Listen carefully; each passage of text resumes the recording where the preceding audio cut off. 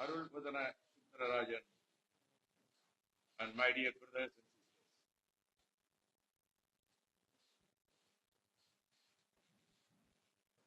It is nothing but hypocrisy to speak about justice in the Human Rights Council and world bodies regarding the Tamils of Sri Lanka. To put it in a nutshell, terrible massacre, annihilation, total liquidation of a race continued for decades. As the preamble of the Human Rights Declaration of 10th December 1948, where it is essential if a man is not to be compelled to have recourse to rebellion against tyranny and oppression, that human rights should be protected by the rule of law. So that justifies armed struggle to get justice. That happened in Sri Lanka. When the British left, the Tamils who fought for the independence from the British yoke, the Tamils were subjugated as a slave race under the yoke of Sinhalese. It is the greatest tragedy. Tamils, they wanted to get their fundamental rights to live in dignity and honor. But discrimination in the name of education, in the name of job opportunities continued. When they fought for justice through peaceful means, non-violent means, in Gandhian ways, I can say as a from Tamil Nadu in India, under the commendable leadership of great Tamil leader Thandai Selva, Selva Nayaka. What was the reward by the Sri Lankan government? Bullets, bayonets, killings, rape, murder, desecration and demolition of temples, churches, mosques. There were two pacts in 1965 and 1957 and 1967. With Thandai Selva, Senanayaka Selva Pact, Bandaranaike Selva Pact. Both were thrown into the dustbin unilaterally by the Sri Lankan government. After the Kankesan by-election, he came to the conclusion that coexistence with the racist Sinhalese is not at all possible. So, under his umbrella, at Patakottai, Panakam, on 14th May 1976, all the Tamil purists, Tamil parties, assembled together. They adopted a resolution with a declaration for a sovereign, secular, independent Tamil nation, that is Tamil Elam. And he made an appeal to the youth to carry on forward, to reach the goal. Because the Tamils were brutally, mercilessly killed by the army, police. Even the children were not spared. Women were raped and killed. And naturally, the legendary Prabhakaran at the age of 15 resorted to armed struggle. They didn't get support from any country. Armed struggles have happened in so many countries to get freedom from the nation. Or that they got assistance from abroad, from other countries. But Prabhakaran and his LTTE did not get any assistance from any other country. On the other hand, India particularly, after the demise of Indira Gandhi, gave all logistic support, military logistic support to the Sri Lankan government, supplied arms, armaments, money, enabling them to purchase weapons from so many countries, Pakistan, China, Iran, Israel, Russia, America, Britain, whatnot. So this happened. But the whole world was looking at this. At that time, regarding the Norway's intervention. But in the battlefield, miracles happened. The Elephant Pass War. LTT showed their might, the bravery, defeating a Sinhalese army of largest number with heavy weapons. One thing I would like to point out, Mr. Prabhakaran is a great humanist.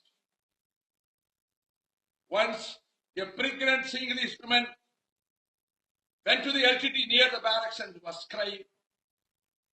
And Prabhakaran sent his emissary to find out why she was crying. She described, my husband is serving the Sinhalese army. Without informing the commanders, he came to my house, he stayed with me for some days, and he went away. I have become pregnant. My own relatives suspect my chastity.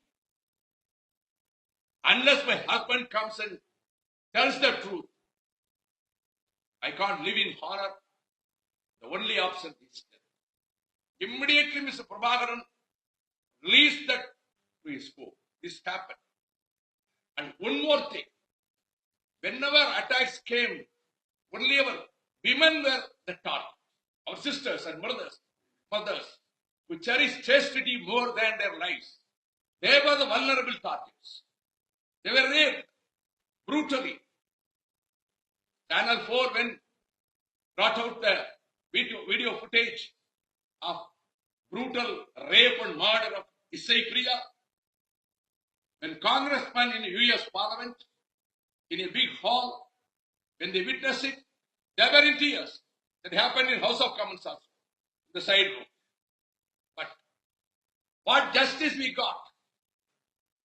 In 2009, 1,47,000 Tamils, men, women, children, innocent people were brutally massacred. Hospitals were not spared. Hospitals were targeted. And the three-member panel headed by Marsuki Darisman has given a clear-cut report establishing with authentic evidence how the hospitals were bombed, how the patients were killed, how the innocent people were starved to death. And these incidents, one more episode of 8 Tamil youths were dragged naked, blind, and bullets pierced their skulls, spilling blood all over. This was also disclosed by Channel 4. That is the proof. But what justice we are speaking within the presence of the Human Rights Council. Germany with other 16 countries made an appeal to convene immediate urgent session after 18th May, after the terrible massacre took place.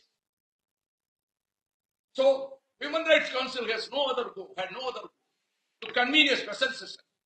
The special session was held here. Sister, what happened, Cuba, India, and they adopted a resolution not to condemn, to commend Rajapaksa. To commend Rajapaksa is a black spot on the face of the Human Rights.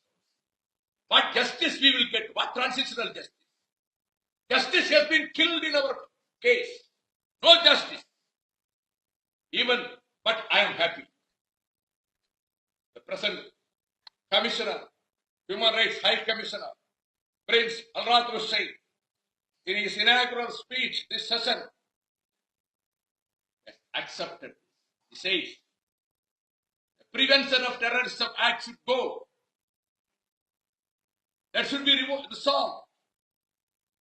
Thousands of persons have been subjected to torture and imprisonment. So, Prevention of Terrorism Act should be repealed and another suitable act should be brought in line with the international human rights standards. I am a victim of Prevention of Terrorism Act.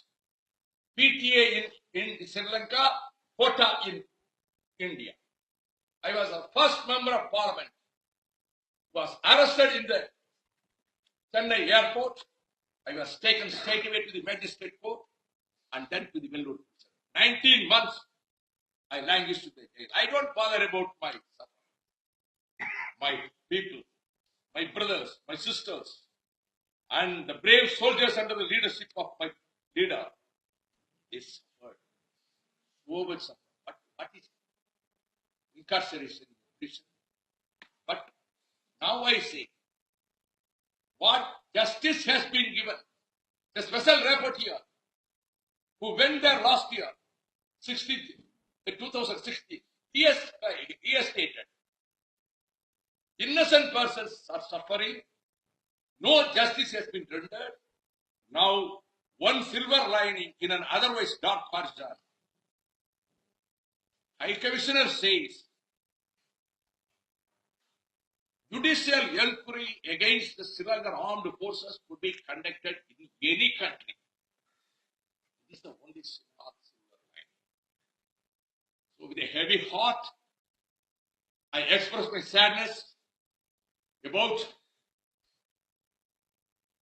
the attitude of the international community as regarding the Tamil issue. We have become orphans. But anyhow, justice one day will prevail.